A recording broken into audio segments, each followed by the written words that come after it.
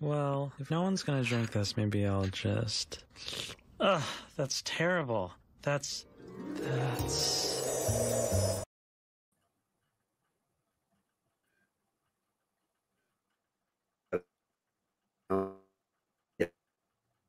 We seem to have lost Gerry. Yep, seems like he has connection issues. Sure. Are you there, Gerry? Somebody say. Oh, You are I was breaking muted. up. Good morning, everybody. Happy morning, Easter too. Monday Oh, yeah. to those who do Easter. I mean, Well, how are you, John? How are you, I'm Anima? doing great. I feel so happy about that. Bill is doing great. His health is better for the ones who are following his progress. He's only coughing almost half a lung. yeah.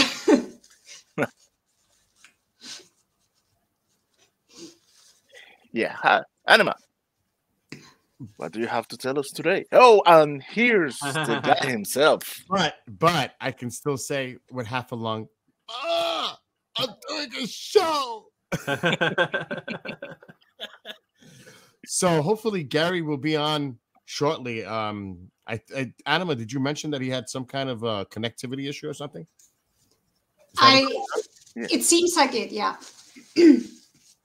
So what is the private chat? He's sending Martin the file and it's affecting his connection. Yeah. So once that is through, he should be here. So how was everybody's weekend? That was good. It was a John, weekend. I mean, for us, I don't know how it is over there where you are, Anima, but Easter, it was quiet here. People have their family, their friends. You know, I barbecued. I had a barbecue outside.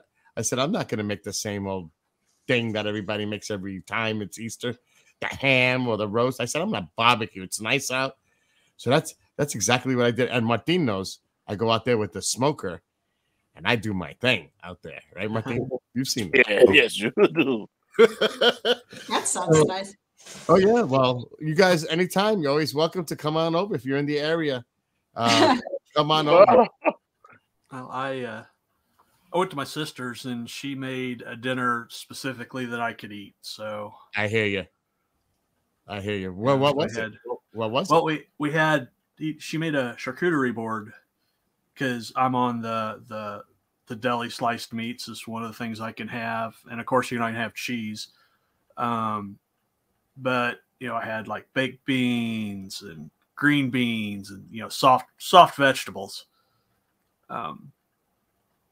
Stuff like that. So is this a temporary thing about certain foods, or is this like yeah. Okay. In fact, Wednesday I can actually have ground beef, so I'm going to get a burger. No bun though, just the burger and cheese and probably a little bit of ketchup and onion and tomato. The bun is the shit part of the burger anyway. That's just the empty calories. You may want just for kicks and giggles, but you can wrap the meat in lettuce. It's very tasty. Yeah. Gerry told me he does that sometimes. Yeah, like a wrap with the lettuce. Yeah. Yep. Speaking of Gerry, hopefully he'll be here soon, but I don't recall this movie ever seeing this movie. Tears in the Sun. Have you guys seen this movie? Yeah. I watched it yesterday. 2003. Who stars in this movie? Who's in Bruce this? Willis. Monica Bellucci. Yep. And it's set in where? I mean, I'm Nigeria. Okay, I'm not. I don't think I've ever seen this film. It's about the conflict between the Fulani Muslims and the Christian Igbo. Yeah. They hate each other, and the Muslims have the president and his family killed. I mean, that is what we learn at the beginning of the movie. That is what starts this whole mission. And it's based on a true story, but that happened in Southern America. Okay. And Gerry says it's based on actual incidents with Canadian Special Forces. That took place in Colombia. And other than in this story, nobody got killed. Some of the SEALs got injured, but none got killed. And of course, because it's Hollywood, they killed off a couple of them in this movie. Yeah. Don't even go there with the Hollywood. It drives me nuts. Yeah, I'll give you an example. And this is a true story. While Gary's sorting out his issues with the connection, but 9/11. My friend that lived across the street from me, his name was Dominic. We call him Mimo. And he was in the Port Authority Police. And he went into the tower and they got people out. And then his commanding officer told him, let's go back in and try to get more. And they did it. And they got trapped in the elevator when the building came down. So, and I knew him from high school, you know, we were friends. He lived right across the street from me. When they made that Nicolas Cage movie, 9/11, and what Hollywood did to depict his character of who he was, I can tell you, we were all outraged. I don't want to say any like language, but we were not happy people. It was a disrespectful thing what Hollywood did to portraying his character, because they tried to show him like he was losing it, unstable. That man was the quietest, most controlled person I ever knew. Never raised his voice. He was so in control, and Hollywood totally took his character out of context for Hollywood means. What an insult. That is messed up. It is horrible. Everybody was outraged. The family, I mean, this was a big thing when that movie came out. It was horrible. But that's an example of what Hollywood does. Well, did the family sue? Yes, I think they did. Yes. I don't know what They should have. Yeah. Yeah, they definitely should have, because how can you create a character not knowing who the person was as an individual? And the family suffers. People that know him suffer. Everybody suffers when they see something like that is part of the community. So yeah, it was definitely an outrage. But again, that's what Hollywood does. Yeah, Hollywood needs drama. And I hate it when they do that. And I always call it out, even with stuff that's actually good, like SEAL Team or Terminal List. When they go for the artificial drama, I'm like, come on, really? Yeah. It's just, it's not needed. The thing is, like, you guys mentioned this, and I sit here and I watch the show and I absorb all the information that you guys are discussing during a show. But it is important to have the people that were part of, if possible, part of whatever happened, the real account, to be there in some kind of a role, consultation, some kind of role, so that they can get the story quite right. But it doesn't even matter about that, because when it goes up to the upper chain, they're the ones who make the ultimate decision, because it happened with Travis Walton, with Torme, trying to get the movie the right way. And Hollywood said, no. We want it this way. This is the way it's going to be done. And even though they fought against it, they still went with it and changed the whole part of the movie. So it happens quite often, sadly. Yeah, in the end, money wins. Yep. Try. They care more about telling a story than they do about what actually happened. Exactly. Because they don't think a real life reenactment, they see it as maybe boring. But to me, that's offensive. I'm the back, movie, baby. Oh my God! Oh my God! No! People like a good reenactment of a true story on the accounts that actually occurred, not some Hollywood bullshit exaggeration that has now totally fictionalized the movie now. Well, yeah, and going back to Travis Walton, before what happened at the taking of him and all the events that took place outside of the event were all based on the reality. What was based on fiction that they changed was what took place with him on the ship. Exactly. They made it seem like it was against his will and that he was being tortured, and when in fact what was going on was they had accidentally killed him. And when he got hit by that beam. And the reason they took him up was they killed him. They're like, oh, his name's probably Bill too. Oh shit! Oh God! I killed him! What do we do? But the one thing, like I said earlier before you got here, Gary, And maybe you were listening. I'm listening. But what you guys say when they have you know how you talk about how to hold the gun properly? Like you could see these little nuances on how they have people on the set to train the actors somewhat appropriately on how to portray the character and what they're doing in the movie, or just to have people that were part of the incident to be consultants, to be there, to provide, true, accurate events depiction of what happened. Yeah. But it's that's what makes the movie really, to me, what makes it better. So I'm gonna go and I want to Tracy Torme. With your help, we've got to get him into the 21st century so we can have him back on the show. He has the worst connectivity I've ever seen. He lives in the middle of he moved and now he's away from all the towers. He's out in the desert and shit. Anyway, I'm really looking forward to hear. Did you get to talk to Travis? I was hanging out with Travis a few weeks ago. Did you tell him that I met him a couple times? No, I didn't tell him that. Oh man, it was so cool. To see him. He's coming for Pine Bush. We got to get him on the show. I was going to say maybe I can get him to come on for a few minutes. Yeah, up on our Wednesday show, just to pop on. He's special guest. We'll talk about this later. All right, buddy. But I want to really hear about this because I've never seen this movie. Anima, John, and Martin will give me a little rundown of this movie, but I've never seen the movie, so now I guess I'm going to learn. Is there any spoilers that I need to be aware of? Are you guys going to be running through spoilers or?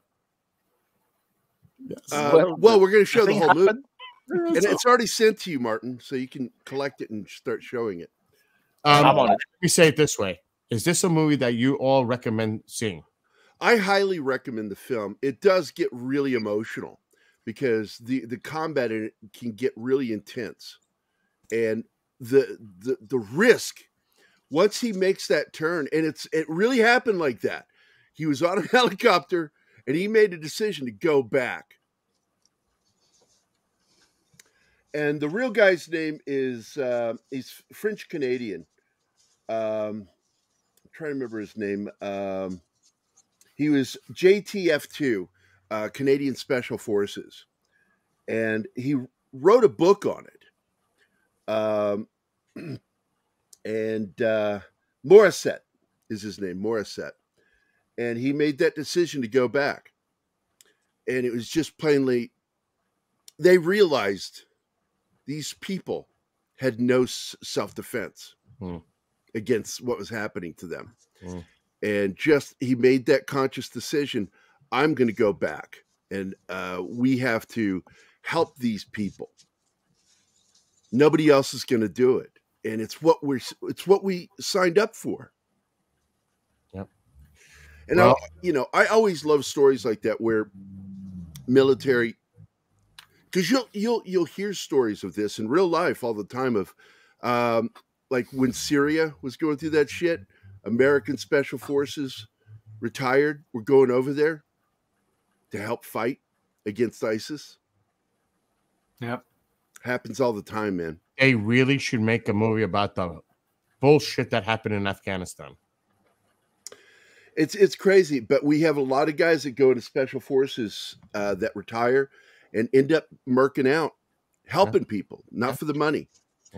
And I tell people, their oaths are serious. These guys know what they're doing and why they're doing it. Well, thank you for your service and all those veterans out there. I was a dick. And their family. What? What? So, guys, have a great show. I'm going to now sit back and watch kind of because I want to see this movie now. I just got my saw the notification. Joe is here. My good buddy Joe Zeitz. I don't know if he wants to be talking about it, but he messaged me this morning. Joe, let me know if I'm allowed to talk about it. I love Joe. Joe is a close friend of mine. We write together. Well, we normally write together, but he's got his own ranch out in California, man. That guy's crazy busy with his ranch. But I want to finish that script we started and see where it goes because a director wants it. He wants to option it. And it's called The Darker. And it is a classic 80s vampire romp with the horror with a little bit of comedy mixed in. And the comedy is not silly comedy. It's based off of the characters' reactions to shit. Like kind of like you have your answer, Gerry. Oh, okay.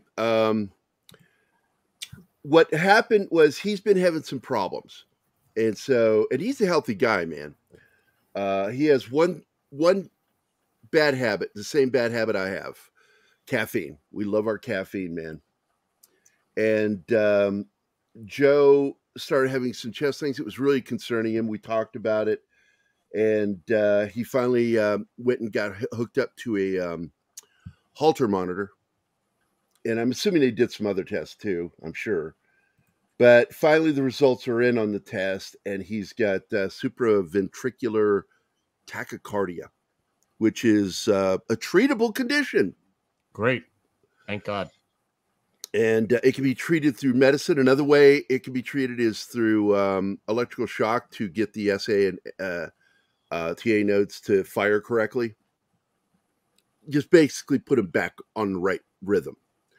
But he's going to have to be checked the rest of his life, and he got the worst news possible, that he's got to cut back, not cut out though, cut back on caffeine.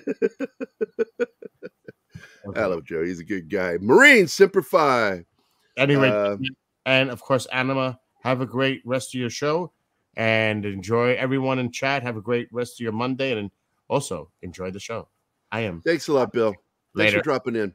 And thanks for carrying the show for a few minutes, guys, even though it seemed like you're confused of what was going on. No, I gave a... Does somebody need to talk? No, I gave a heartfelt explanation and salutation to the chat, and then I noticed that I was muted.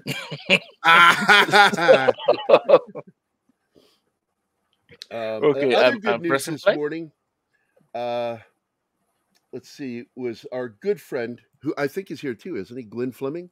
Is it Glenn here? No, he still hasn't appeared.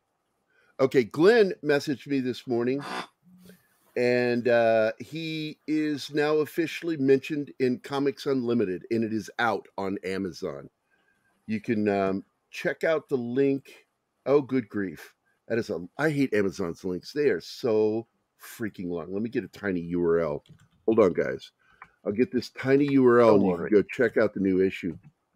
In the meantime, I will post our Fuel Up link for today. Yeah, and you can also put it on screen if you want to. But let's go ahead and hit play. No. Don't stop that shit. It's an hour and 20 minutes, man. Do not stop it at all, ever. Here is the tiny URL copy. All right, here you go, guys. You can go check out the latest issue of Comics Unlimited. Our good friend Glenn Fleming is in it. And very excited about this shit. Now, the opening video clips with the narration going on over it, news report, this is actual footage. I was almost disturbed by them doing this because they show that's a real dead body there. There's dead bodies in this, and there are... they actually show a guy being shot on the street. And I thought, wow, how did they not get in trouble for that?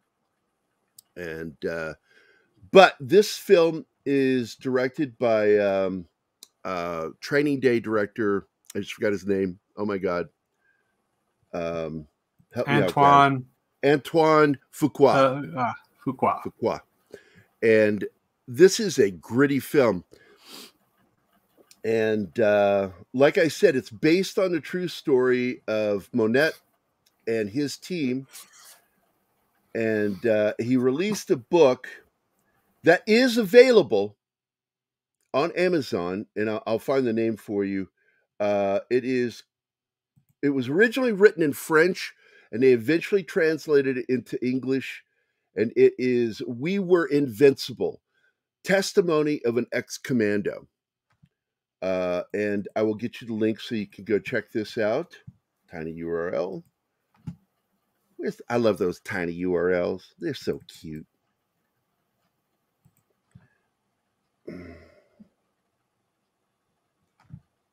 Yeah, don't tell me what I want to do. I'm doing what I want to do. Tiny URL says, do you really want to go back? Yeah, I want to go back.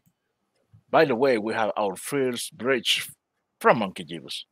Oh, good, because we got a new one. So Oh, here you go. This is the link to go check out that book. It is the true story of what happened in this battle. Well, it was a series of battles.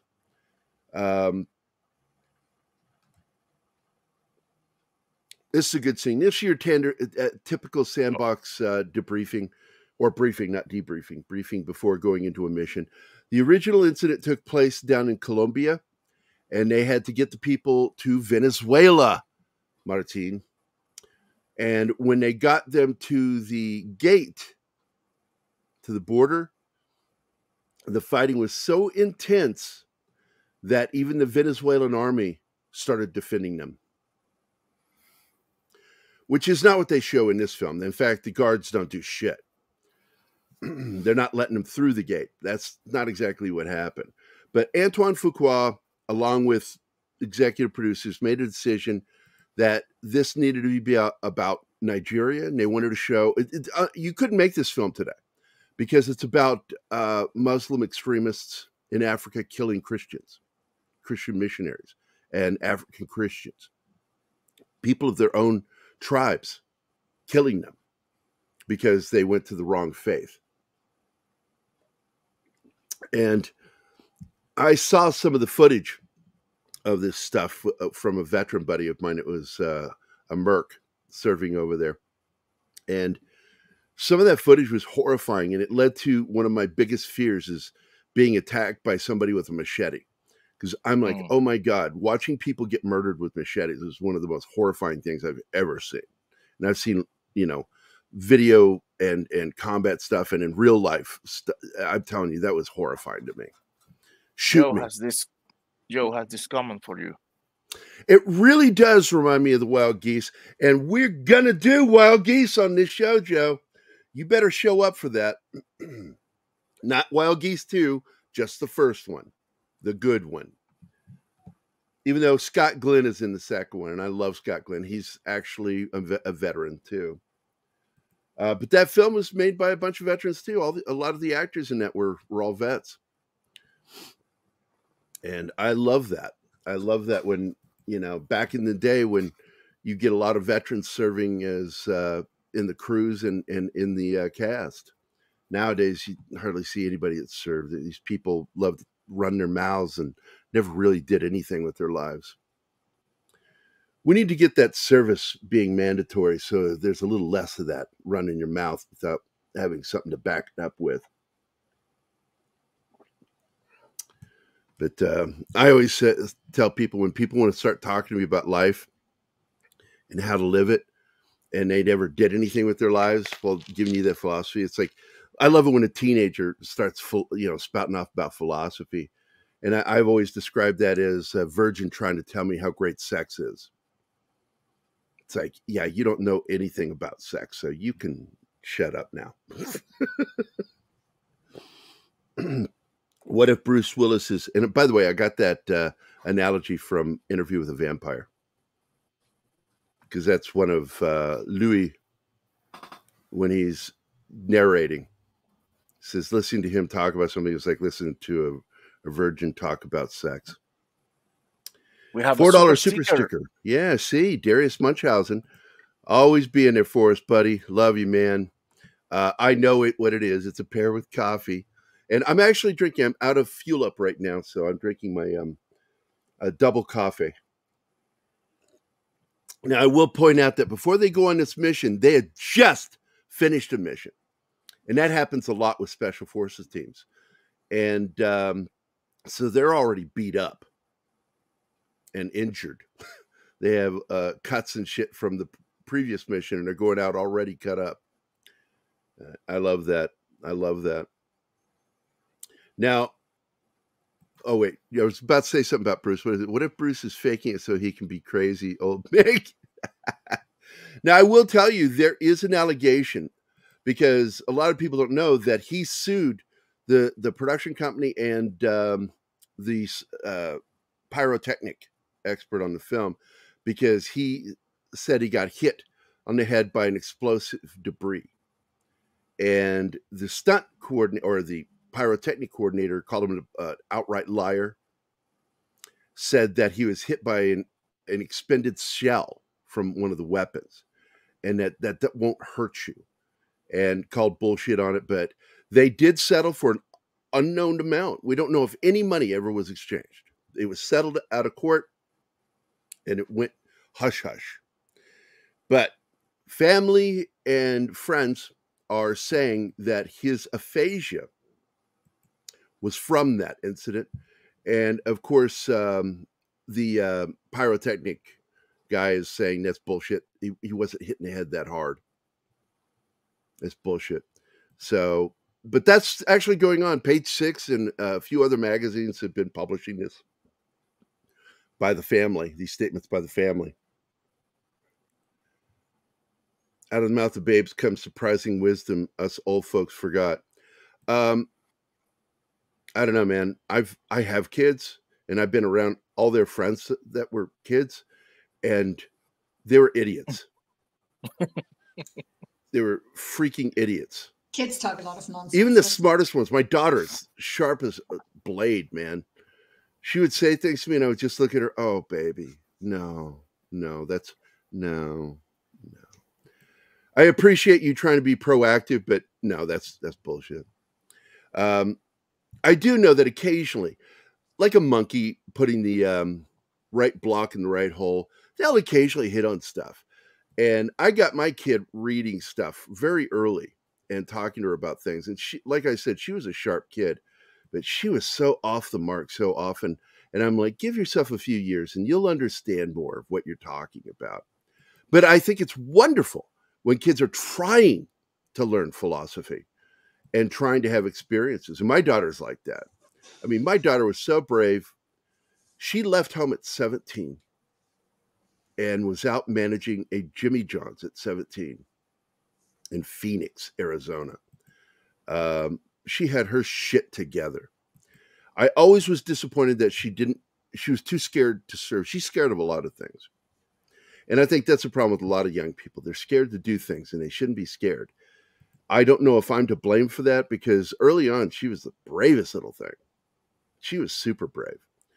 And it horrified me how brave she was, that Mac and we spent the weekend with Mac. The last few, I got to hang out with Mac a little bit. I finally got to meet him. You got to hang out with him and talk privately with him. Yeah, he just took Gerry's phone and wandered off. Yeah, I just wandered off with my phone. And I'm like, that's my girlfriend. What's he doing? He does that shit, motherfucker. Anyway, he was always impressed with Zoe too. And of course, my best friends are her uncles. She refers to them as her uncles, my best friends. And they really were there. And Mac in particular and Ultra Rob were there all the time, and they helped be there with my daughter. And all of us just kind of beat interesting things into her as far as philosophy and how to think. Because that's it. Philosophy is built off of thinking correctly about things. And we try to teach her how to think correctly. And she learned a lot from us. I think she does pretty damn well. She's crazy. And I mean, of course she is. It's like I sit there and I go, yep, that's my kid. That is my kid. I made that. I made that. But here they are in the village. And this really happened this way. The priests and nuns refused to leave because some of the infirmed. Right. They stayed behind to take care of those who couldn't walk, because it was a 7.5 mile walk to the extraction point. And they just stayed behind. And I think that the switch from the Congo, from Colombia to Congo is very, very good exchange, because the jungles in both are they're rough. I went through Honduras, man. Holy crap, that place was murder. When we got sent down to protect that road crew that was constructing a highway in Honduras. This young nun, she's not even sure she has faith. And she stays only because she feels guilt for the others. And she just can't leave them. And by the way, what's her name? Bonalucci. She is the Bellucci. oldest. When she was in, was it Die Another Day with Pierce I Brosnan? think so, yeah. She was the oldest Bond girl. Bond girl. She was in her 40s when she played a Bond girl. I It was know pretty one fascinating. It was, who was it that she, which one was she in? I got to go double check now. And there are a lot of names in this movie that Yeah. you don't recognize because they're young. I saw But Tom Monica Skerritt. Bellucci, Cole Cole Hauser. Hauser is in this. Cole and I Hauser didn't is recognize his him. young buddy in this. Yeah. Let's see. Antoine Fuqua actually does appear in the film. Eamon Walker is in this movie, man. Holy crap. Nick Chinlin. He was the villain officer, commanding officer for the SEAL team in Terminal List. Tom Skerritt's in this damn movie, man. And Peter Mensah is one of the villains in this film. He's one of the commanding officers of the Congolese rebels. Yakubu is his name, I think. And I'm trying to see if there are any other people I recognize, and I don't recognize the names of much of this cast. But they have a great supporting cast. These guys all do well with their weapons handling, trained really well, including Bruce. Johnny Messner is in it too. I think he plays the RTO in this. Oh wait, no, he's the sniper. Hey. Joe says that the Bond movie is Spectre. No. Spectre. That was it. Spectre. I stand corrected. Thank you, Joe. That was the movie. And when she was in that film, she was in her 40s and the oldest Bond girl to ever appear on screen. Once again, and she's still gorgeous. God, she's still gorgeous. Oh my God, she's in her 50s and she's just she looks great. And Fiona, the older nun in this, is my godfather's ex-girlfriend from before he took his oath as a priest. They dated in Dublin, Ireland, back in the early, late 50s, early 60s. And she went on to become kind of a movie star. She's been in a lot of good movies. A lot of people don't know who the hell she is. But, and just like in the true story, basically, Bruce Willis's character is the real guy, Denis Morissette. Denis Morissette. Or I don't think they even pronounce the T's, do they? Morissette, right? In French? Anima? I don't know. Hello? Oh, you don't know? I would need to see how it's spelled. It's Morisett. There's no E. No, it's two S's, one T. No idea. Names. And names are difficult. Why would I freak out, Chivas? And he got a co-author named Claude Colombier to co-write the book. And it's I've already ordered it. I got a Kindle version of it, and I'm going to audio play it because I have that program that reads things to me so I can do my work. And I'm looking forward to hearing the true story. But there's a lot of facts in this film that they really kept in it. The one thing they did when he made the decision to make the film, and this is an interesting story because I want to go all the way to the beginning of how this movie even came about getting made. So while they were working on something else in Nevada, one of the members of this team, the real team, the JTF2, he was their marksman, which is the sniper guy. They were in Nevada in-flight hostage training. He met the crew while they were making Executive Decision with Kurt Russell and Steven Seagal's little bit scene.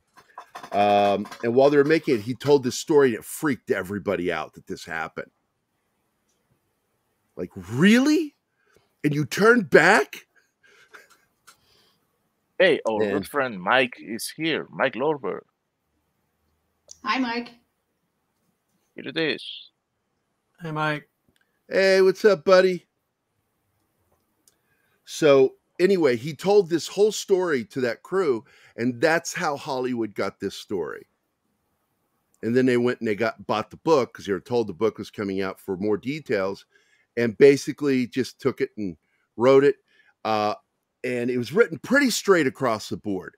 And then it was decided that if we're going to produce that for American film company, we need to make it about an American team. So they switched it to Navy SEALs, and that's how that happened. And then during the process of the multiple writings of the screenplay, it was eventually decided executive decisions were made. And they decided to go ahead and Hollywood up some of the drama of the combat. And in reality, 2 of the soldiers were wounded in action. And they're serious wounds, but they survived and are able to hobble to their means of egress to get the hell out of there. Hollywood decided to kill half the team in this movie. In the movie. And they do go back to get them. But it's one thing that when you're on an operation, you don't leave a man behind, especially Army. That's our motto: leave no one behind. And which was so ironic with the movie Black Hawk Down. Oh God! Don't get me started. Because that movie ends with them leaving a guy behind in the helicopter, going, "We have not forgotten you." It's like the name of the film is Black Hawk Down. Leave no man behind, and then what do they do at the end of the movie? They leave a man behind. Yeah, it's so messed up. I mean, it gets mentioned like on screen writing that, but they in went reality, back for him eventually. They did go back to stay with him, and they all died fighting for him, defending him. Every single Delta operator was murdered, and then their bodies stripped of their clothing and dragged through the streets. Terrible. On video camera. A lot of people in that film don't realize there's a lot of video cameras there from media, and they captured a lot of that shit. I didn't watch James Bond Jr. I didn't care to watch that, buddy. Can we talk about how annoying Dr. Kendricks is? Well, her character is your typical uninitiated person. She, look, she's tough because she's out there in the jungle. Yeah, but she does not understand that she has orders. Yeah, and absolutely in real life. And I bet you when I read the book, it's going to be in there. You jerk a knot in somebody's ass really quickly when they're like that. She would be slowing them down and causing them problems.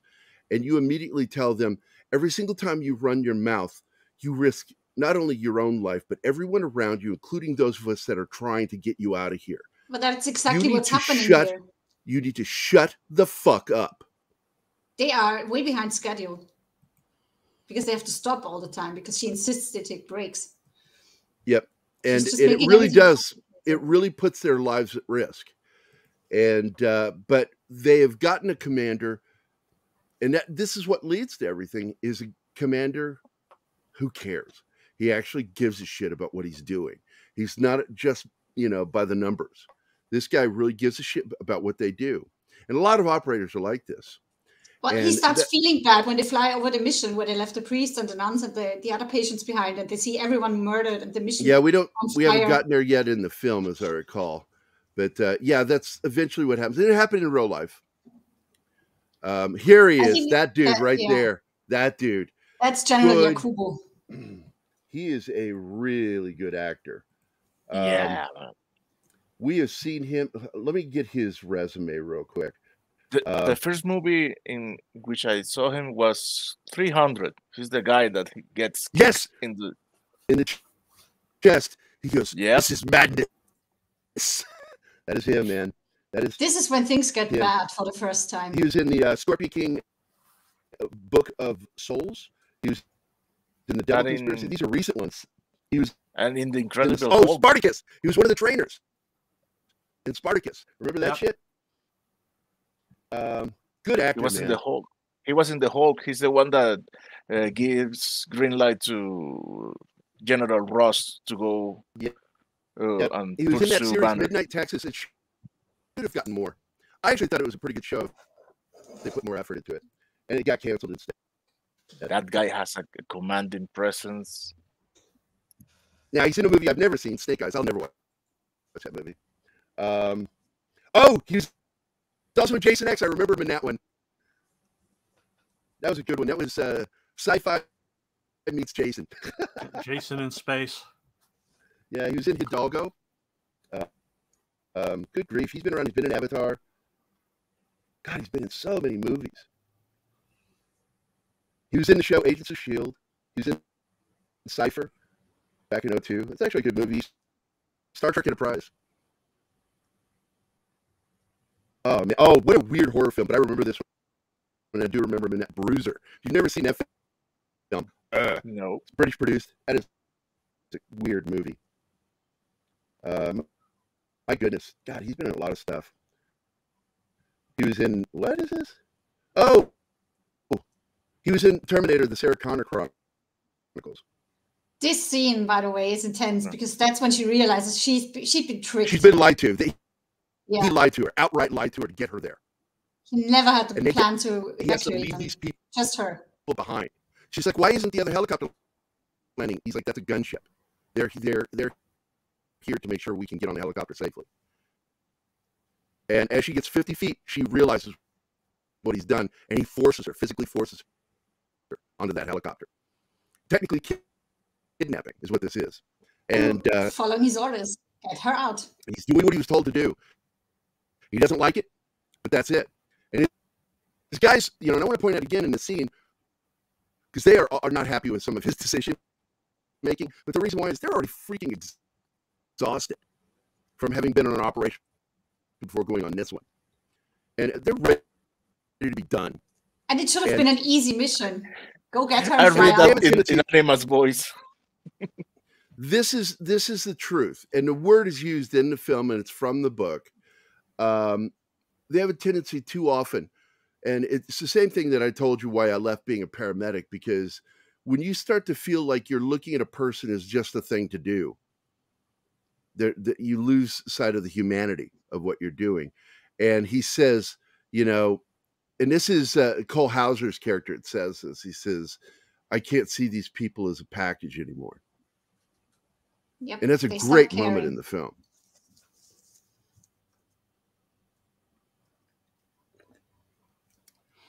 So they're in that flight, and he's already just feeling it.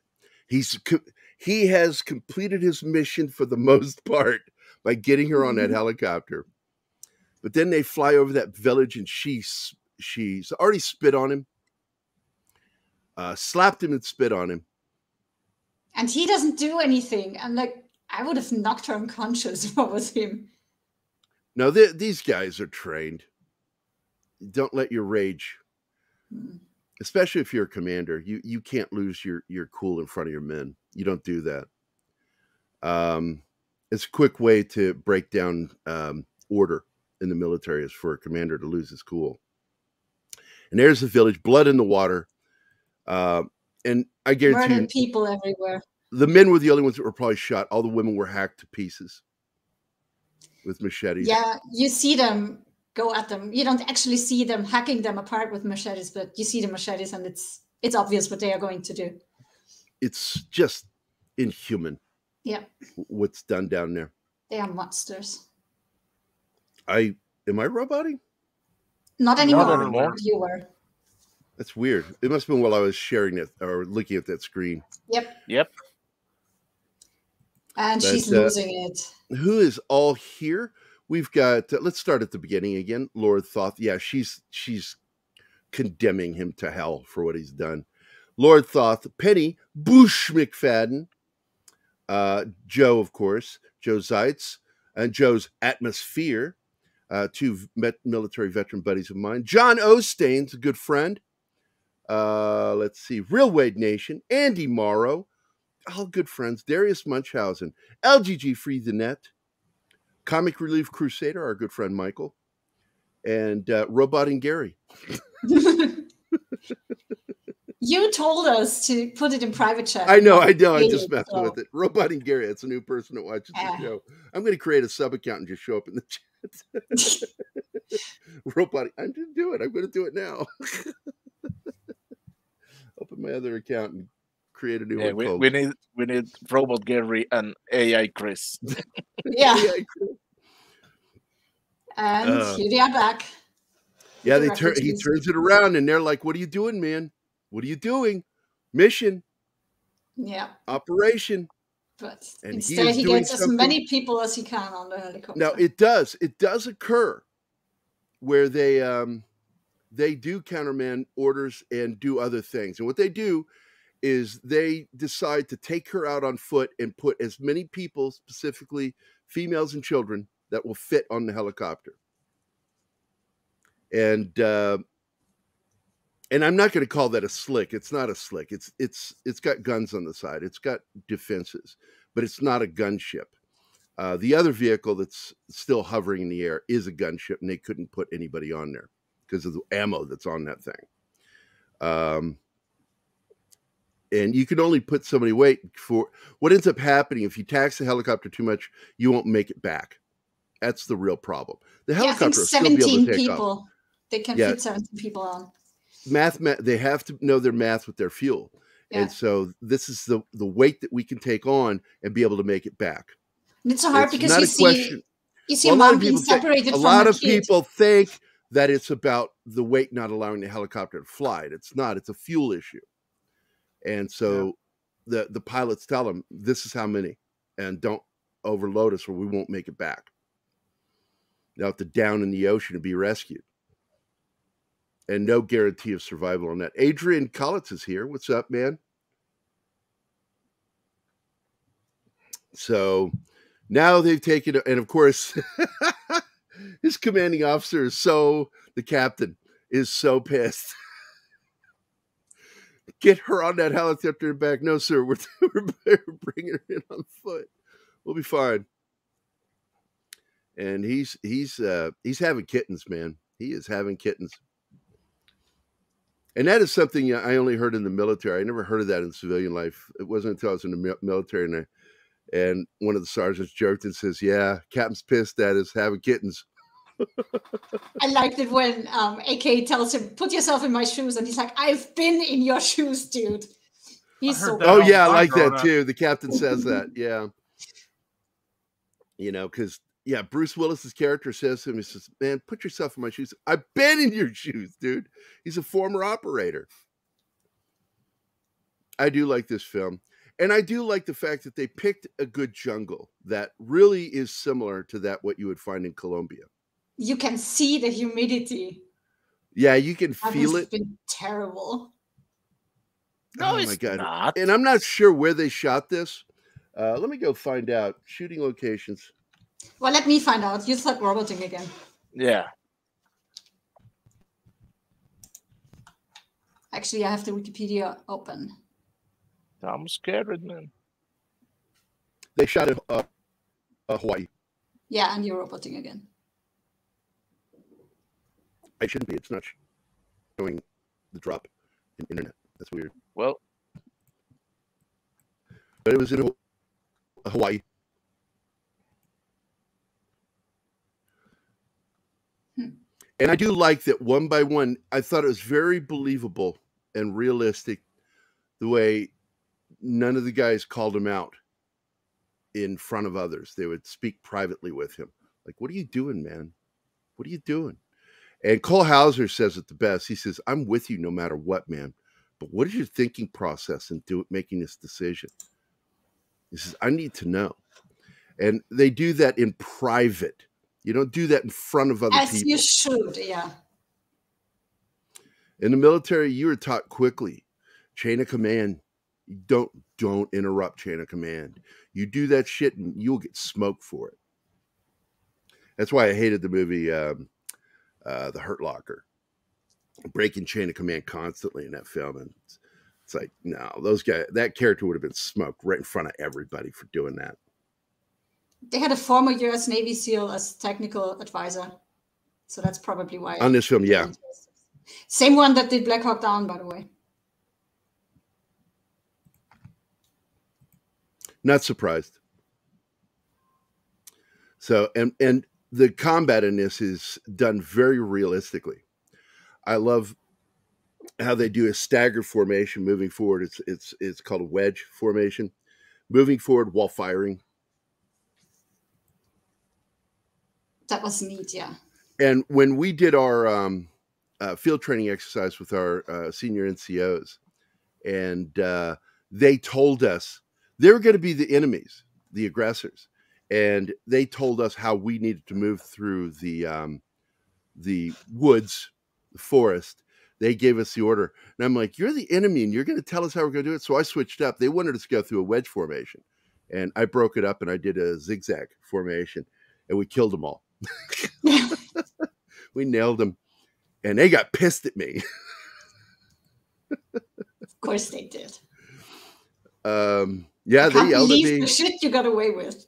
And then that kid Hutchko, the idiot, he went over and was with his boot. He kicked a old rusted Pepsi can. This is like old that it could rust. He kicked it and then picked it up, and one of the sergeant yells out, "Dead! Everybody within 15 meters, dead!"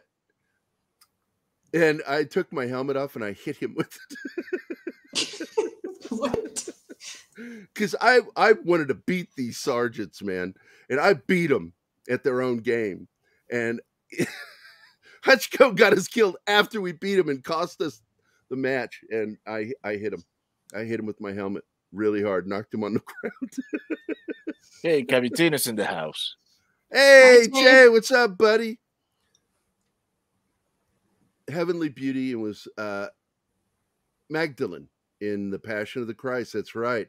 Hope you all enjoyed the hard-boiled eggs. I had what do you call it? Not deviled eggs. I had egg salad yesterday. I absolutely did. I love having eggs on Easter. I ate no candy yesterday. None. But I definitely did. So thanks, man. I appreciate it, Che. Another one of our good, close veteran friends in the group. Love you, man. Have you seen this film, Che?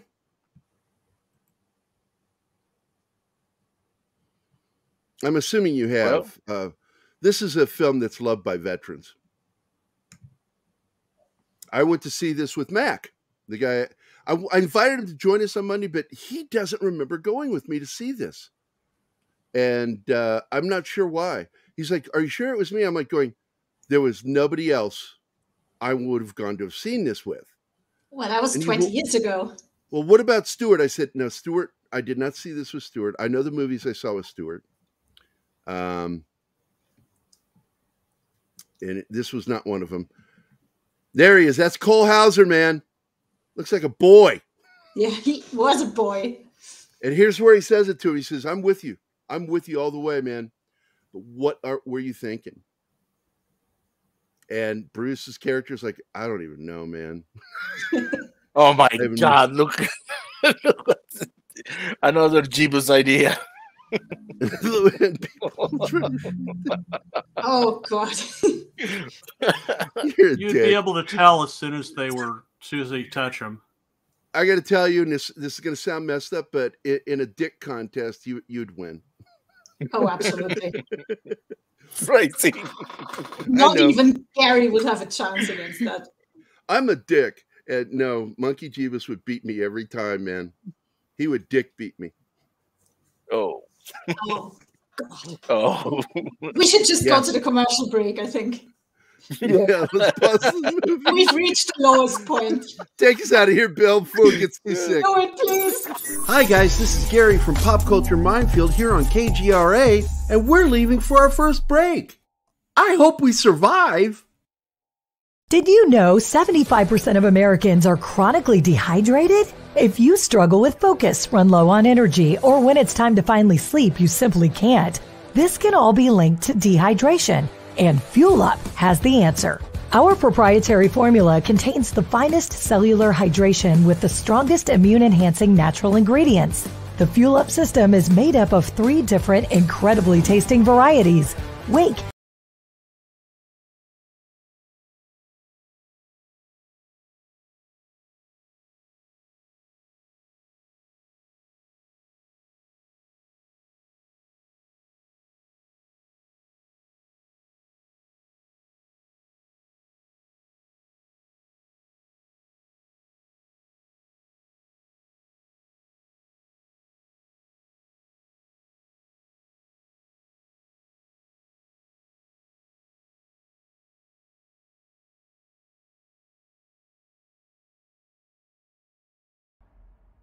Hey members, the new KGRA DB app is now available on iOS and Android devices. Gain on-demand access to any KGRA DB programming. Download any show directly to your mobile device to listen or watch on the go. Go to the App Store and search KGRA DB. Oh wow, we survived. Welcome back to the commercial break. Now for some more pop culture minefield on KGRA. Baga! I really hate my voice on that. I'm going to have to re-record it. By the way, you've been saying that for months. There was a crackle in the when we're coming back part where my voice was too close to the microphone. It's a slight hint of a crackle. And I went in and took that into Adobe AI, and it really pretty much fixed it. Hey, so look at this comment. Oh yeah, I was going to respond to that. No, I will tell. Anima knows women. I've talked about women I've had things for that were on the screen. Monica Bellucci is. I've never had a thing for her, but I think she is really one of the most beautiful women to ever be captured on camera. She is. Really and is. why would I have issues with Gerry talking about she that? would not have a problem with that because she knows I think she's beautiful. I love Anima. She is gorgeous to me. Oh, I love you too. And you sound too happy. Get a room. Yeah, I know, Mike. I really do sound like I'm like just a moron. Hey, just way too happy. But yeah, I didn't tell you guys that there is the actual. I'm pretty sure that one. I tried to put all the ads into the different branding studios, so there should be one in there just for Military Monday, if there was a need for one. I can't remember because it's still morning coffee with me. So, excuse me, I'm not going to talk for a moment while I have my tasty beverage. Did you play them the new backdoor video? No, I haven't done it yet. Let's do that real quick. Because we just had that scene where they split the team up. I made it last night. Yeah.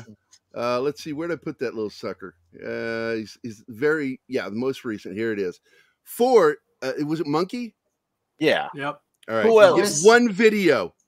Monkey. One video. Here it is. Suck. Close up that back door. Close up that back door. I love it when she and I watch it. She's sometimes I'm just sort of like there somewhat. She's paying attention. Oh yeah. I made him stop and taking get notes. No, I'm not. Look, I made him stop all and I get know the is this whole timestamp backdoor so thing has become such a thing that even Mexican Iron Man partakes in it now. And he didn't like it at first. He got mad about the whole backdoor thing. And even he's like, no, this is a thing. Yep, make shirts. It definitely is a thing. And I like finding new backdoor clips when we're watching stuff. This is an intense scene because they come on a village. Oh, that sounded gross. They can't come up to a village. And the village is being assaulted. And so he leaves everybody in the jungle and he and his team go into the village to clean it out. And kill these Congolese. They spot 7 people at first, but they know there's more. And they just outright murder these guys for what they're doing because they're torturing and raping and murdering the villagers. And one of it's really brutal. The toughest moments is when they save this lady, but she's going to die. because girl, they cut her breasts off, and she was pregnant, and they cut the baby out of her, and they cut her breasts off. She's dying. You see her die. Yeah, she dies on camera, and this is too much for the team. And this is when all of them begin to transition into, I've seen enough of this shit. I want to kill these motherfuckers.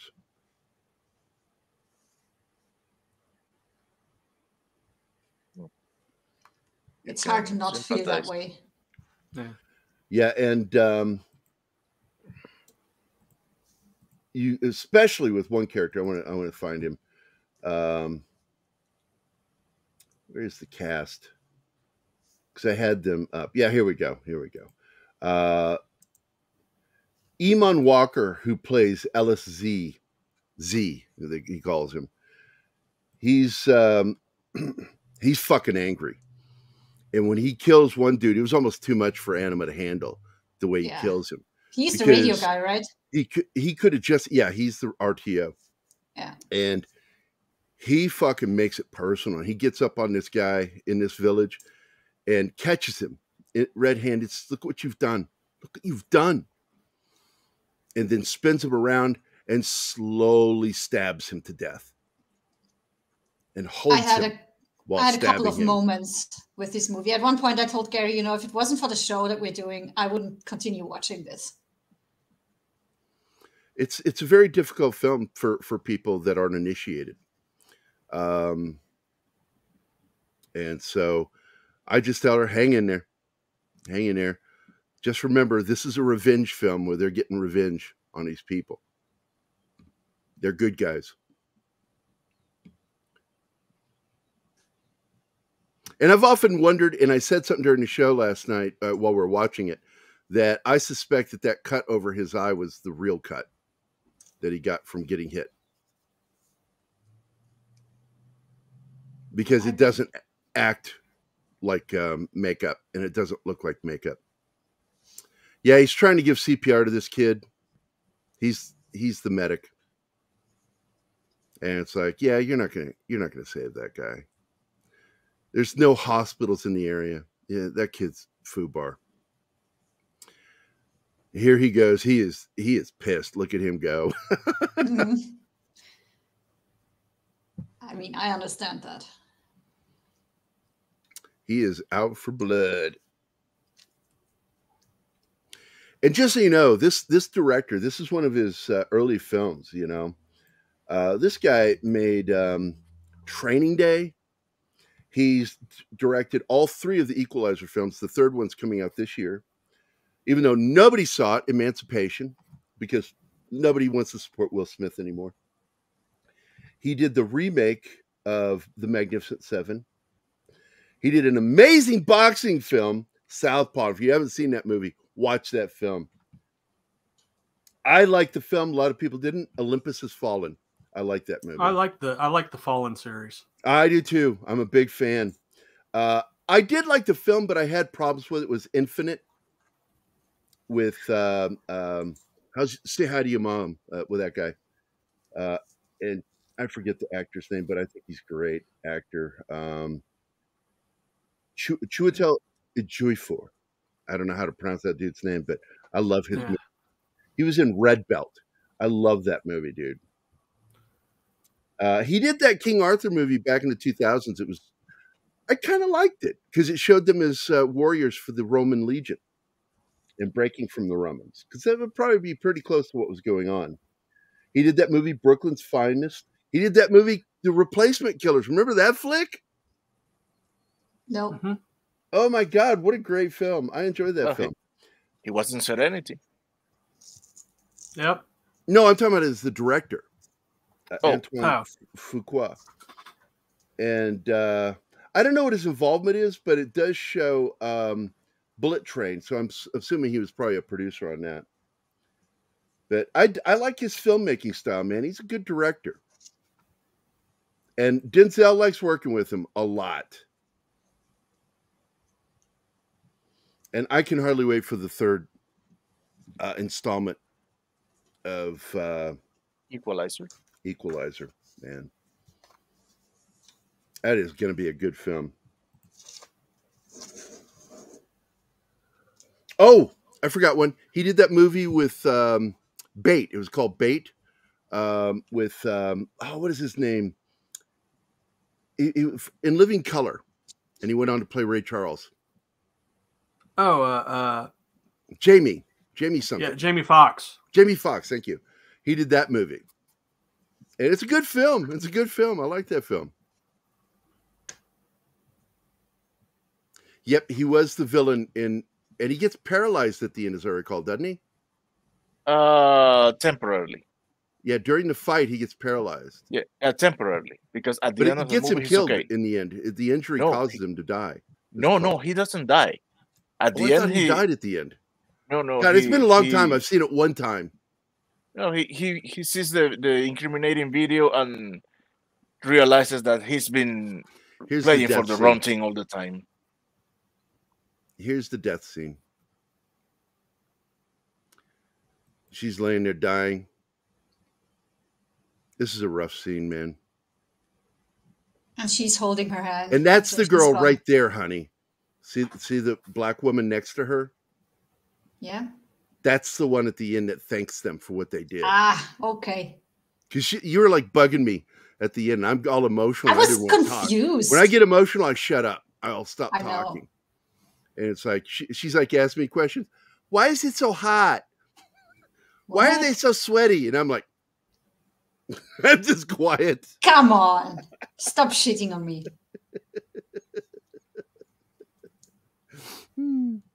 Some of your questions, though, like crack me up, though.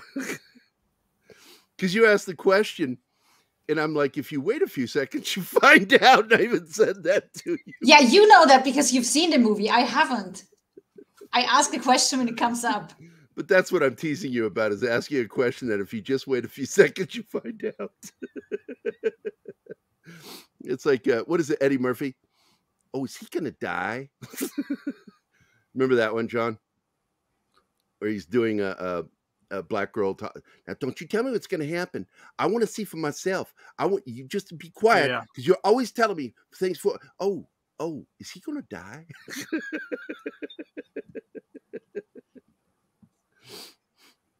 You can handle being teased a little bit, baby. You can't be all that. I'm just asking myself why I'm with you sometimes, but I can handle it. Apparently. That's a question we all ask, Anima. That's a question we all ask. Even I ask, like, what is she with me for? And here's the hero of the film right there, the lizard. Yeah. It's a chameleon, not a lizard. My God. I don't care. It's still a lizard. Ask me if I care, Martin. Do you care, Gerry? I don't give two shits. Oh my God, my heart is broken. And he's one of those guys, it's like, sort of like Jesse Ventura in Predator. I ain't got time to bleed. He's that silent leader that just like, is going to push through and he's just not going to complain. Yeah, you see blood dripping off his hand and he's just ignoring it. And only at night when they are resting, he lets her treat his arm.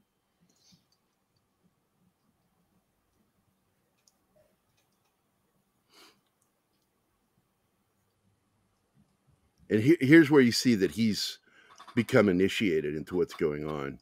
He is completely 100% in now. Shenotsky is in the house. Hey, what's up, Shenotsky? How you doing, buddy? Hi, Shenotsky.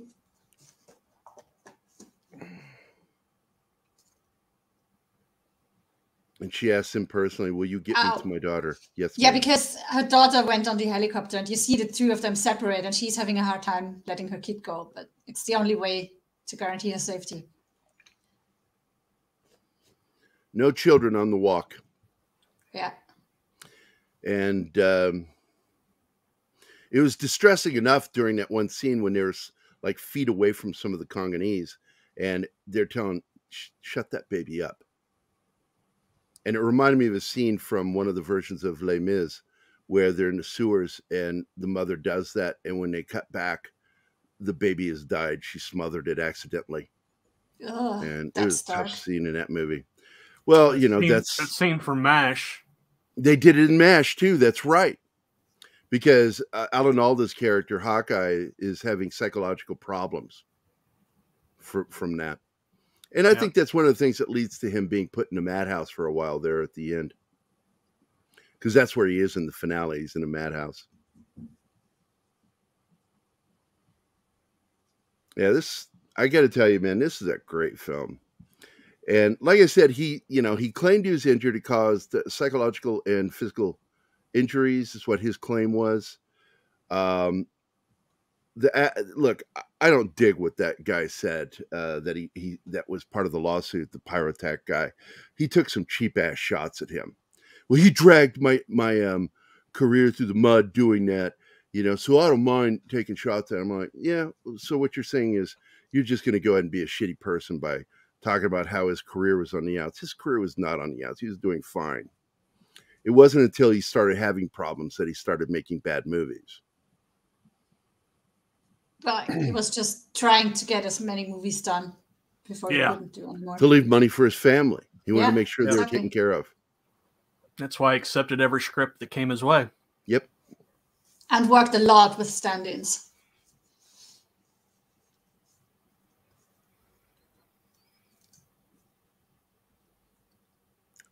And there he is. That's the dude from Terminalist. It plays the commanding officer for the SEAL team. Man, I fucking love him. And he's a good actor. He is a good actor.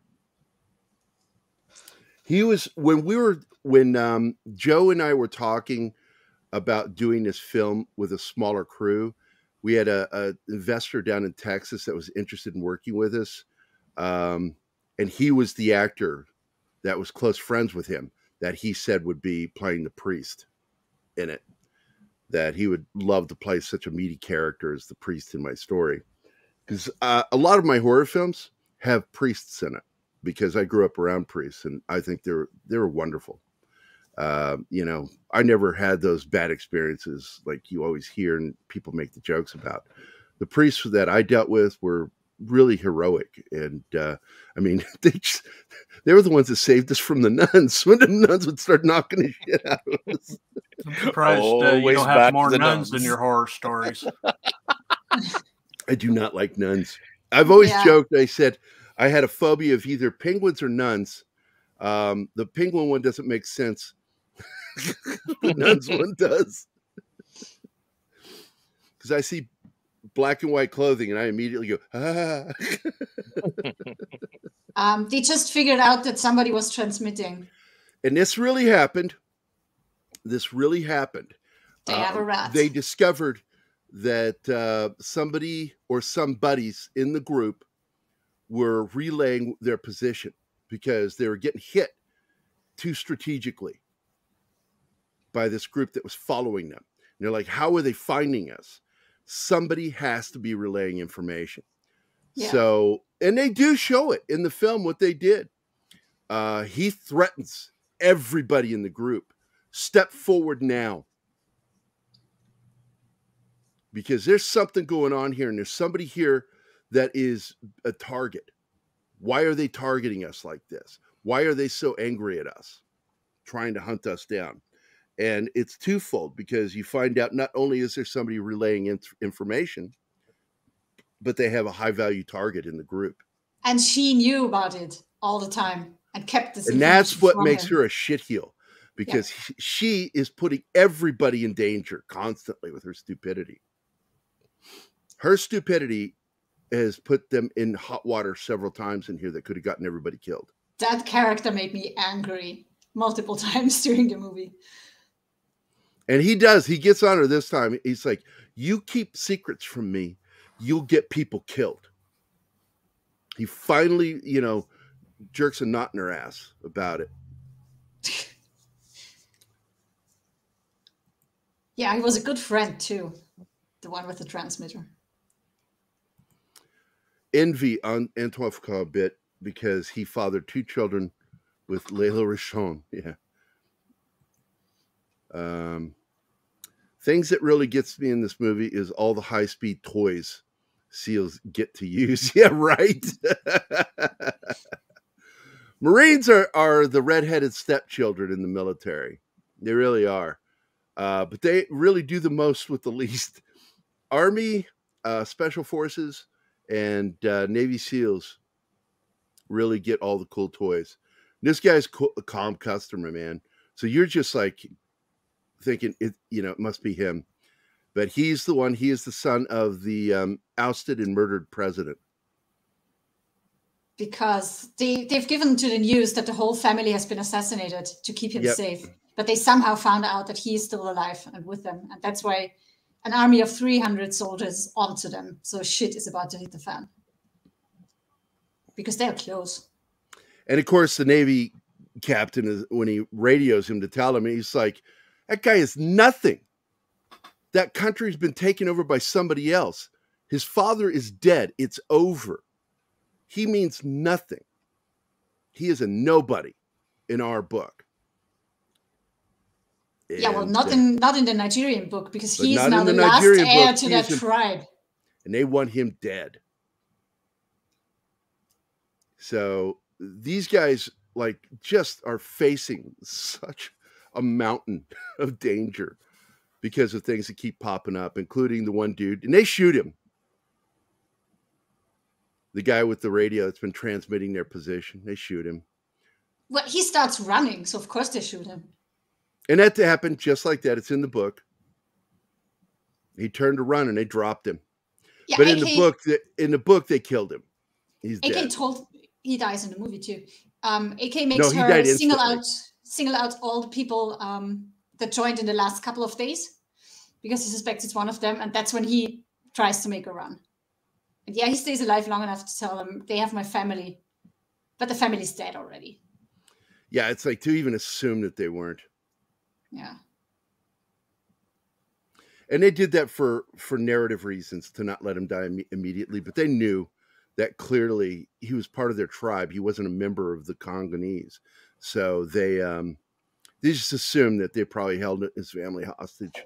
But they didn't hold him hostage. They just murdered him, told him they were alive, and as, a means to bait him. And there he is, with his radio around his neck. And this is funny because this one soldier walks over to grab it and he's, no! Guy yells at him, no. He gently sits it back down. And it might be booby trapped. But the fact is the booby traps are around them, not on the radio. And it just, because Cole Hauser's character is there and he's just setting off the devices one by one. Cole Hauser's character is a really cool character in this movie. He's one of my favorites. He usually is, even when he's the villain. He's a good actor. Unlike his dad, who just looks like a psychotic. Yeah, but Cole, he can change his look too. Yeah, movie to movie, man. Yeah. Movie to movie. Because Look I at think I pictures of watched him. It's amazing. I finished the first season of Yellowstone. It was going into the second season when I saw an interview. And I'm like, what? That's Cole Hauser? I was like, no way. And I went back and I rewatched season 1 going, holy shit, that's Cole Hauser. I wish we'd watched that together. He always plays such good looking guys that are like clean cut and shit. Yeah, we're not reacting to your backdoors anymore. You got your video, Jeebus. You got one. Well, he gets one per show. One per show. That's right. I got to get that video. Yeah, tell him, Peter. Yeah, you only get one. Or apparently you only get one. There he is on the radio with his captain again.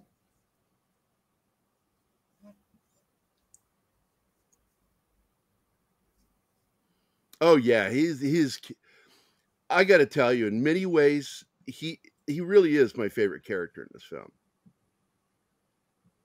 All the great cast, all the shit that was done by every single one of these actors. Cole Hauser's character is, in my opinion, the coolest character in this freaking movie. Because he reminds me of so many of the guys I served with, the way he acts.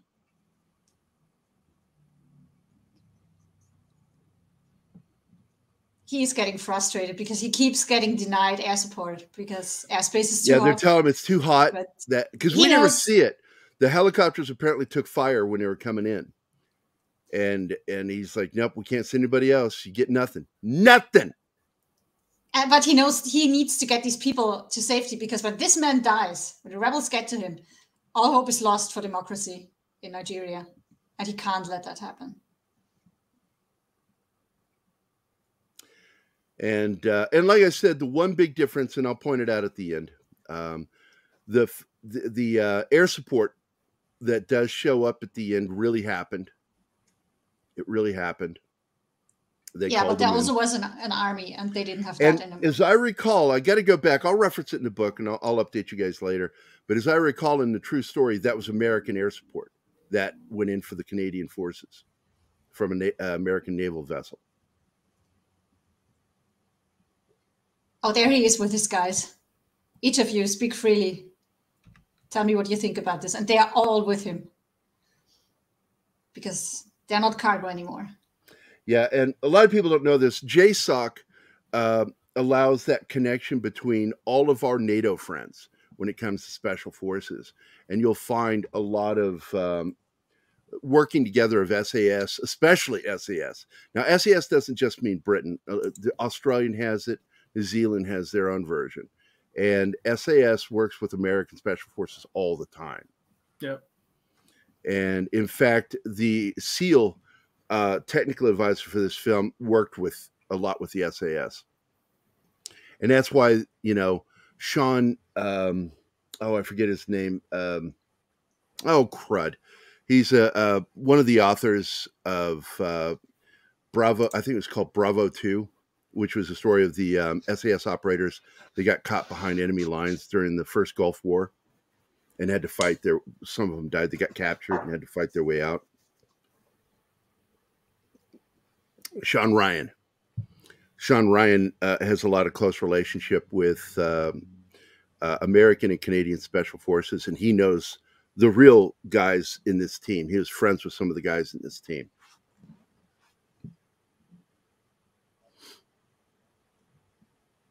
And this is it is her fault. He's being nice. Yeah, it totally is. But he needs to keep up morale. That's just it. I got to get you out of here, so I'm going to say what needs to be said. And that's why he's doing that. It is absolutely, and he knows, and you know, he knows it's her fault that a lot of this happened the way it did. But I will say this, if not for her, he wouldn't have turned that helicopter around. Yeah. So she played a great part in his decision-making for everything he did, the real Commander Morset. And this final battle is as intense as the real thing. They talked about that battle. It's brutal. They were so heavily outnumbered. Yep, they really are. That finally they sent in air support. Yeah, finally. Because he tells him, if you don't send air support, we are going to die right here. Because they have the refugees run and try to hold up the enemy army. Because where they had to go was a clearing. And if they don't get some sort of air support, they're going to get killed trying to cross that clearing, going to the gate. And like I said, some of the combat was so intense that even the Venezuelan army that was there at the gate opened fire on I can't remember if it was guerrillas or who it was. I think it was guerrillas from Colombia. And they opened fire on the Colombia guerrillas and fought against them. They don't show that in this film, and it kind of annoyed me that they took that out. Yeah, instead they show your favorite monkeys. Man, he gets hit a lot. His character.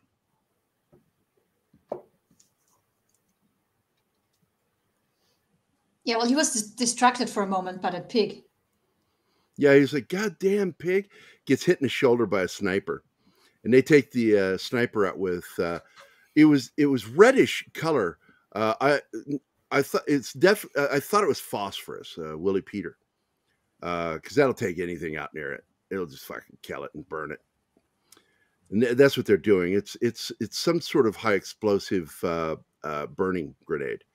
and it's designed to hit everything within 20 feet and just burn it. Yeah, they're just desperately trying to block them from reaching the refugees so that they can get to safety. All the time waiting for the goddamn air support. First time I saw him, I always think Cole as a convincing skinhead in Higher Learning. Kind of like how I can't not think of American History X when I see Ed Norton. I got to tell you, man, he's an intense actor. His dad is too, but he's intense in a better way. His dad just looks insane in everything he's in. Outman, outguns. Outmanned 300-8. Yep. That is how outnumbered they were. And but every the time training you with see these guys, they can do shit like that because they're fighting against superior numbers, but not superior training. Yeah, but every time you see the enemy general's face, how he's enjoying what's going on, you just want to smack him. Oh man, she gets the shit knocked out of her in this one. She got hit by shrapnel. He pulls some of the shrapnel out of her. Burns his hand. They all get effed up pretty good. Yeah, it's like nobody gets out of this not wounded. Nobody. Everybody gets wounded. Ah, this scene. Oh, man. Oh, he dies the most horrible death of all of them. He has his guts hang out. Yeah, he starts walking towards him with his guts hanging out, and he collapses.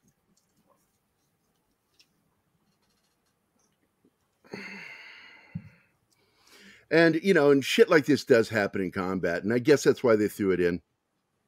That it's, you know, even though it didn't happen on this mission, it happens on missions. The guys get hit like that and eviscerated.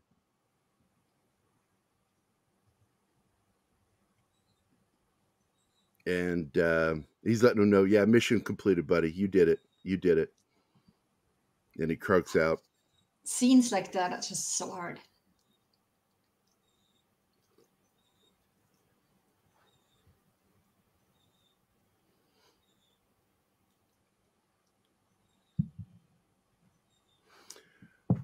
Man, oh man, this movie. I'll never watch this one again. Never. I like it a lot, but I you know, I own a copy of it, so I'll watch it again sometime, but it'll be a few years. I have to be in the right frame of mind to watch films like this. Yeah, but the one I like that line. I said it watching the film. I riffed the film, and he says, "Now, cowboy the fuck up," and I go, "Yippee-ki-yay, motherfucker!"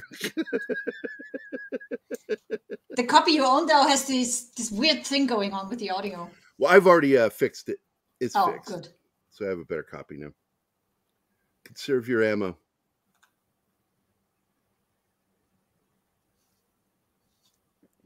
Oh, shut up, Darius. Guts hanging out sounds like my hernia. Rim shot.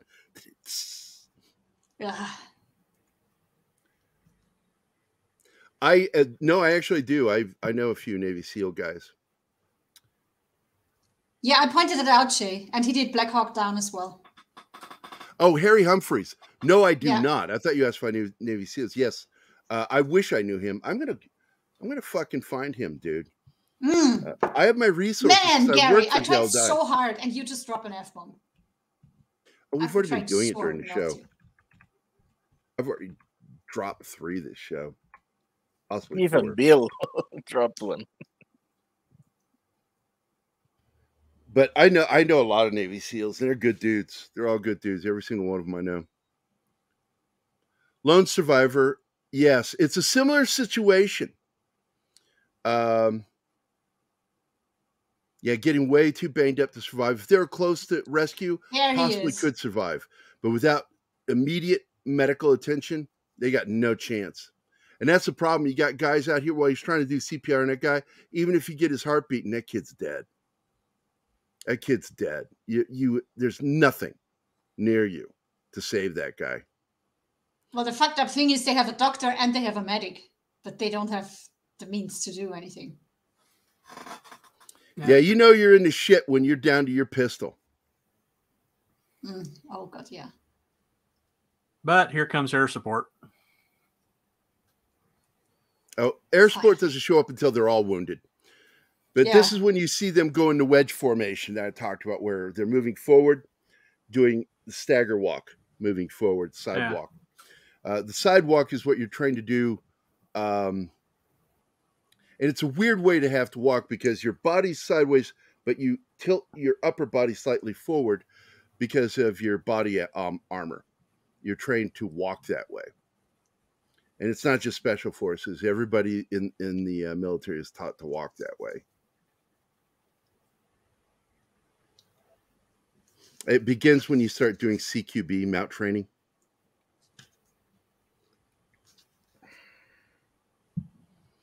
Yeah, but this is, man, the intensity of this freaking fight here. He gets hit. Oh, my God. Everybody gets hit. It's like Oprah Winfrey, you know. You get a hit. You get a hit. It's like nobody's walking away from this without getting hit. She looks like she's dead a couple of times. But she always wakes up. Think she's dead, but then something happens and she just like wakes up, goes like that. So he's carrying her. I reached a point during this fight where I was like, is everybody getting killed? I don't know what that is. That is so not intense. a saw. I don't know what he's carrying there. It almost looks like the Chinese machine gun. That was a cool Cole moment. Hauser character. When he went like, fuck you, and fired. I think that was one of my favorite moments in Aliens with Hudson, where he's getting pulled down by the aliens, and he's like, yeah, well, fuck you, and fuck you too. As they're pulling him down, he's shooting into him. He's going to die. Cole Hauser. God damn, this guy's good. I remember in the theater going, please don't kill Cole Hauser. Please don't kill Cole Hauser. He doesn't die. He's No, one of the four who survived. Stop it. Spoilers. Right. You're telling who lives and dies. We already mentioned a couple of times that they killed half the team in this I know, movie, and just that it's not how teasing it went down. Yes, I'm just telling you that in the theater, I was like, please don't kill him. He's my favorite character. He really is my favorite too. I like watching characters that remind me of, not of myself, but of other guys I served with that were like that. And a lot of these guys are still my friends. Fisher was one of those guys. Kyle Fisher. Dave Johnson.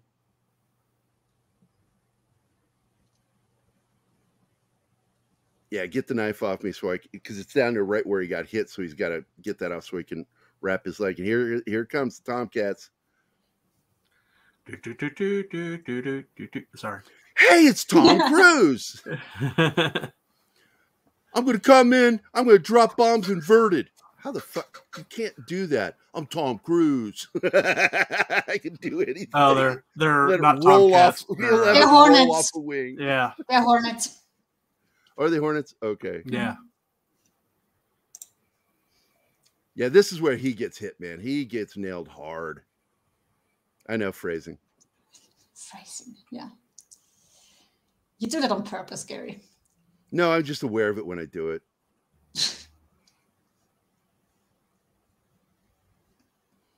And this is the clearing I'm talking about. And it was very similar. It was a road that they were on. Here's your answer. MK43 mod, okay, is Cole Hauser's weapon on IMFDB right now on my oh, okay. Internet Movie Firearms Database. Hey, wait a minute. Does that exist? Yeah. How come I've never known this? I work in the industry. Holy crap. How do you think I was able to look up all those weapons all those times?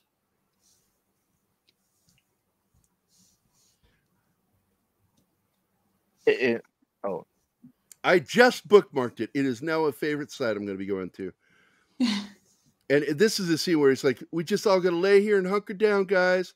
Come on, guys, just lay with me, cuddle.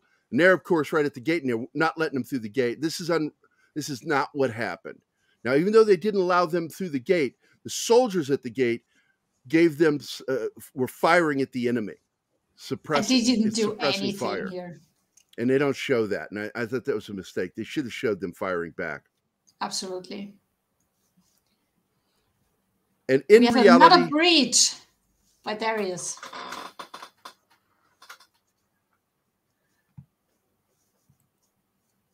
I'm going to pause the movie and give you your breach. Here you go. Same video.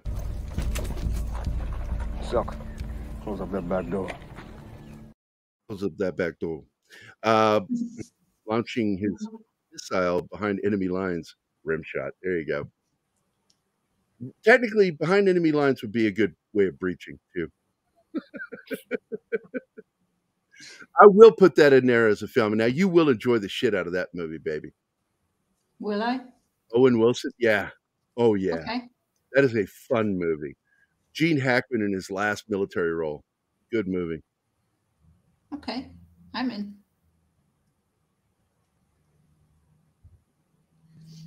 An American aviator, Navy aviator that gets shot down behind enemy lines and they got to Yes, find him, I rescue him. really like that movie. It's fun. Really. Owen Wilson, I became a fan of Owen Wilson because of that. And I hadn't been a fan yet. I'd seen him in other films. I'd watched Bottle Rocket. I love that film, but I wasn't a fan of his. I was more of a fan of his brother, Luke Wilson. The scenes we just saw were so satisfying when they get the shit bombed out of them. They're all laying there wounded, and they finally begin to walk back after the bombs go off and pretty much kill all the Congolese. Which Wilson brother did you say you liked the best? Luke Wilson. Oh, not. There are three of them. Wow. That's Owen. Luke is the normal brother. Yeah. The older brother, the bigger brother, always plays bullies in their movies. He always plays a jerk. And nobody really knows about him. He's like the fourth Marx brother.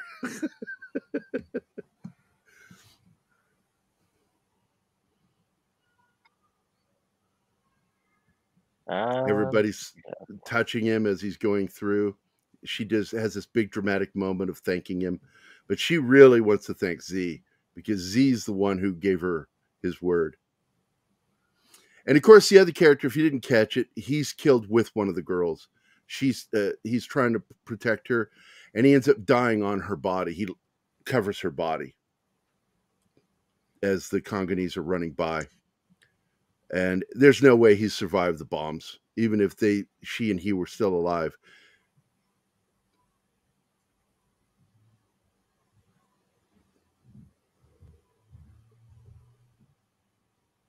Take care.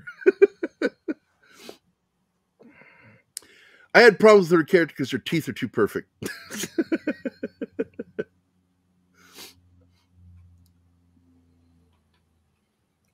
I can't picture that.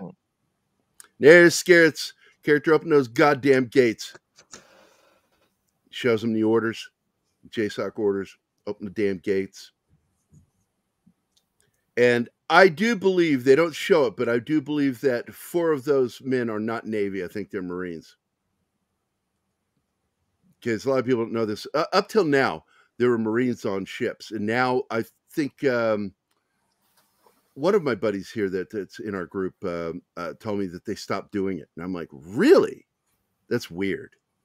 Now Marines are no longer on ships. You know how you can tell how many Marines were on a ship? Count up the number of doors and multiply it by 3. Yeah, for all the guarding the doors. Yeah. Yep.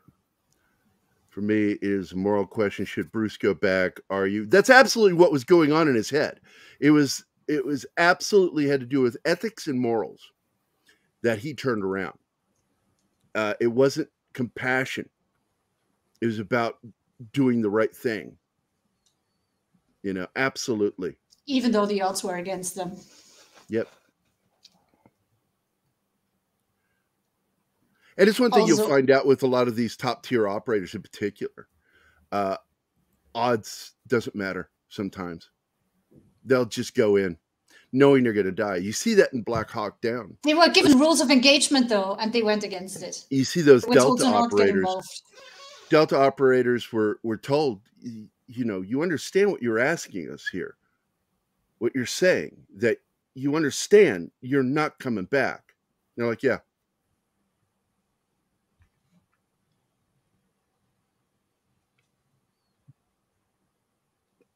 Well, the special forces, I mean, that's the job description. Now, if somebody thought I was shitting on the Green Berets one day, and I was like, no, I'm not. I'm just telling you what the Green Berets were. They were a different kind of special forces. Yes, they're trained to do this shit, but the Green Berets were also created to create a relationship with locals. They're, you don't go into a region unless you speak that language. When you're a Green Beret, you have to know that language. And the only, Green Berets that go in there are the ones that are trained in that language. And that happened in Vietnam.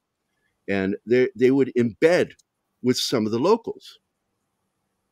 And part of their job was diplomacy. And they are the diplomats of the U.S. military, the Green Berets. This is really good because they see him and they start chanting his family's name and all that. And then the only thing necessary for the triumph of evil is for good men to do nothing. Nothing. Edmund Burke. True. Great freaking movie, man. And I end it right there. So, what did you guys think, man? That's a good movie. Go on, Martin. I only saw that once and didn't like it. And at the point that I was with two more friends, and we stopped paying attention to the movie. However, seeing that apparently we really stopped paying attention, there's some shit that you're discussed today that I don't remember, so I will give it another try. Yeah, you got to watch it by yourself and allow yourself to not be distracted by anything. This film there's a lot of intense moments in this film, and the combat in this is straightforward. Some of the best combat you'll see shot in a film, and I do love the way Antoine Fuqua shoots his action movies. He pays attention. He has really good advisors, especially for his Denzel Washington movies, man. Great action scenes. Anima makes a great point. Good people and heroes do what's right because it's right, not because they expect to win or live. Very, very true. Thanks, John. In many given situations, I think one of my driving forces in some of the stupid, crazy shit that I've done in my life was I would rather die than walk away from this and be ashamed of myself. I don't think I could live with the shame. And there's a mindset that happens with people.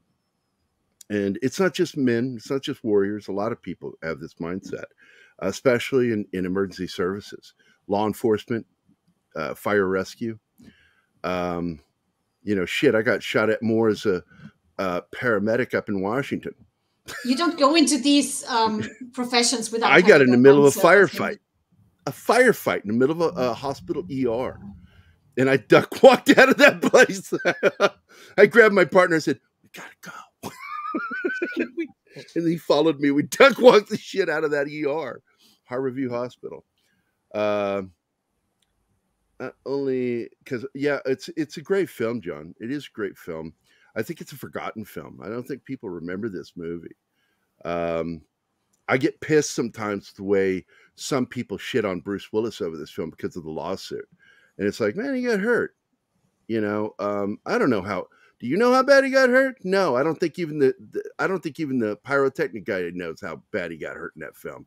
He's just covering his ass, and he's disrespecting, the star of the film. That guy went on to have his career, and he's got a right to fight for his career, the special effects guy. But shitting on people, that is fucking rude. That was low, yeah. It is low. And if it is, because that's what the family is saying, is that incident is what caused the injury that caused his aphasia, his problem. I don't know if that's true. I don't know if it's bullshit. I don't know. Only they know. They were there. But I love the flick. I love Bruce Willis, and he does a fantastic job in this film. Every character did. Cole Hauser is the best character in this damn movie. But all the actors are great, all of them. But the only reason you watch it is because of Monica. That's funny. I will give you some little tidbits on here. Let's see. Based again on the book We Were Invincible. I am looking forward to reading this or having it read to me by a robot. Let's see. I am going to try to get a hold of Harry Humphreys. I would really like to get a hold of that guy. I am going to probably give you guys an update after I read the book. I'll bring it up again. It would be really good. Anything else I should talk about with this film? Any of the characters? Anything important? I can't really see anything. Well, no. I could tell you something about not the real events, but events in the real life, not related to this, but well, in a certain way, yes. It amazes me that in the real events, the Venezuelan army fired back because they had that forbidden. You see, the Colombian guerrilla, they were incursioning constantly into our territory. We could only shoot at them if they're in the territory. The frontier line was a river. Well, it's a river. And at the moment the guerrillas hit the river, we have to stop fighting. Of course, the guerrilla can that was shoot the rules from of engagement for them, is that they had on one side of the river. Yeah, and everybody in the country was, why in the hell do they not allow our guys to shoot back or even pursue? Yeah. Now I will point something else out that in one of the scenes, right before they're murdered, the young nun who has low faith, she's not sure how strong her faith is, begins doing her Hail Marys. Yeah, I'm not even sure, she might have been doing the full novena, but she was doing the Hail Mary, full of grace, the Lord is with you, blessed art thou amongst women, blessed fruit of the womb, Jesus. Holy Mary, Mother of God, pray for us sinners now and at the hour of our death, because she knows she's about to die. And as weird a scene as that is, I guarantee you it's what would have happened. They would have been praying all the way up to their death. And I thought that was really nice, because most films today, Hollywood hates Christianity. And I'm an agnostic atheist, and I see it. And it's ugly the way they act towards Christianity. So this film, I absolutely believe, would not be made today. Because at the center of this isn't just what was done by the Congolese towards other members of their tribe, but why.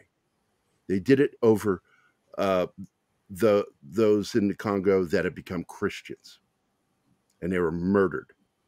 Not just people that followed the previous benevolent president, but because of religion. It was over religion. And that is in the film. It's said in the film, if you're Christian, you're dead. If we find you, you're dead.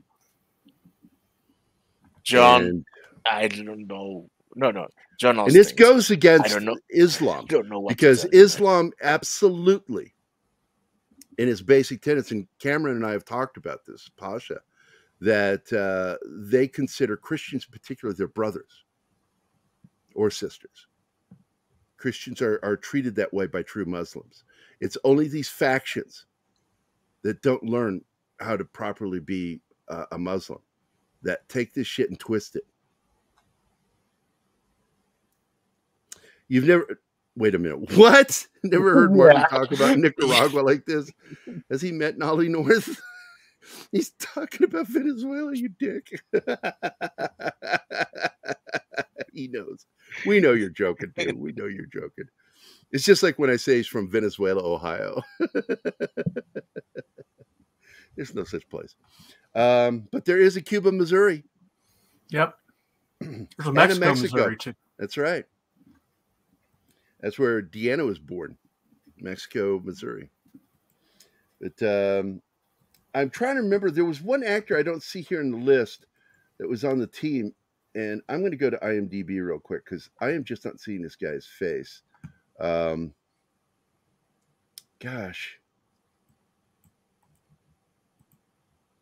I'm going to go. I just don't see him here, and it seems like I saw him in a recent movie with Bruce Willis, one of the newer films that's not been released yet. I saw posters for, and I could have sworn I saw him. Is it Chad Smith? No, it's not Chad Smith. I'm just not seeing him. Damn it. I'll find out. But there's a new movie with Bruce Willis that's being released soon that looks like it's got one of the guys from this movie in it. But I don't know. I'll let you know on Wednesday. I'll be talking to Don today about what we're doing this Wednesday. Going to figure that stuff out. I want to invite some of my friends on again. I'm trying to get some of my vet buddies on, man. Schedules suck. I want to get more of my veteran buddies on the shows. You know, it's like, but good grief, trying to get people on. It's like pulling teeth. I'm like, can't shut these fuckers up when we're in chat. Try to get them on a show to talk, and I'm not able to do that because I got to go. I've got a barbecue. Going fishing. I got to go wax my anus hairs. You know. Stop it. Guys. Just stop it, please. But just realize the team all have different looks with headgear and hairstyles. Think Modern Warfare franchise. Absolutely. Because one of the other cool characters in it is, what's his name? Johnny Messner. He plays Kelly Lake. He's the one who gets killed with the girl protecting her. Absolutely has Soap's hair, man. He has Soap's haircut, man. I caught that when I saw, because, you know, the second time I watched that film, I was like, shit, man, that's Soap. And now you're breaking my heart. It is in the trivia. Soap, the video game character from Call of Duty Modern Warfare, was modeled after Lake from this movie. Really? I'm not surprised, because he has the exact same, it's referred to as a Special Forces Mohawk. And who started using that in the military? Does anybody remember? Remember? Yeah. No. Was the Wolfhounds? It was 101st Airborne, man. Huh. Screaming Eagles. Those guys were Mohawks. They wore Mohawks going into combat with the Nazis. They're scary as fuck. You know, Nazis seeing those Mohawks coming at them. Yeah. What's wrong with them? Why does he look so scary? The Wolfhounds in Vietnam wore them too. Yep. A lot of the toughest guys that in combat would put those Mohawks on, man. You put that in your face paint on, and you're scary as shit. And they all wore bandana around their head with a trinket from home hanging right here, so they could always see it. Read it. Read it, please. Gary, do you wax, tweeze, or squat over a candle to remove that backdoor hair? Breach for you, monkey. You son of a bitch. I don't think we have time for another Here's your video, potential LZs. Marines at the embassy advise we can gain entrance through the back way. There you go. That's the answer. So I want to thank everybody for being here. I'm going through puberty. Lord Thoth, Penny, Bush McFadden, Joe is here. Joe Seitz, John Ostains, Joe's Atmosphere, Real Wade Nation, Andy Morrow, Darius Munchausen, LDG Free the Net, Comic Relief Crusader, Roboting Gerry, Adrian Kalitz, Cavaltino Cavalryman Che, and Shinatsky. Thanks, guys. We'll see you on Wednesday. Don't forget Thursday for Brian's next show. Gonna be good. See you guys in. Bye. Those sons of bitches. Ma, I'm doing a show.